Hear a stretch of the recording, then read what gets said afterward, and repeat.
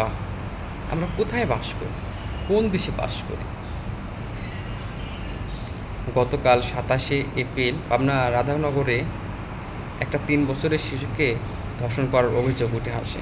ধর্ষণ হওয়ার কথা যে তার মা নাকি একটা মেসে নাকি রান্না করার কাজ করে শিশুর মাটি। তো শিশু মাকে রান্না করার জন্য ডেকে নিয়ে যায় মেসের লোকজন।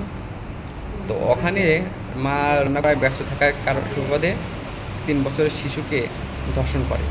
আসল কথা সে ৩ বছর হোক, ১০ বছর হোক, ২০ বছর হোক, বুড়ি হোক, জোয়ান হোক, ধর্ষণের বিচার ডাইরেক্ট স্পটে হত্যা করা।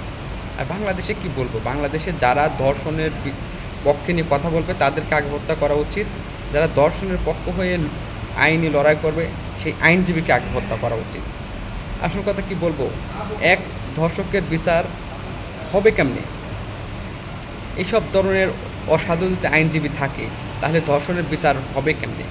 এরা টাকার জন্যে নিজের বিবেক বিক্রি করে দেয়। এসব যারা বিবেক বিক্রি করে দিয়ে আইনজীবী হয়েছে, এসব আইনজীবীকে ডাইরেক্ট স্পটে হত্যা করা উচিত।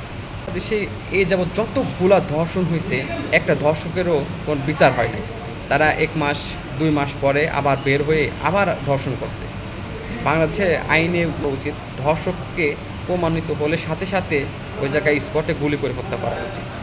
না হয় তাহলে তো জনগণ বুঝতেছেন, মানে তাদের আইন হাতে তুলে নিতে বাধ্য হয়। কাজেই আসল কথা আমার মনে হয় জনগণ আইন হাতে তুলে নেওয়াটাই উত্তম। কারণ বাংলাদেশের যে আইন, এই আইনের প্রতি কোনো আস্থা নাই, কোনো শ্রদ্ধা রাখার কোনো অবস্থানই নাই। একদম বাজে আইন হয়ে গেছে, টাকার কাছে তারা বিক্রি হয়ে যায়।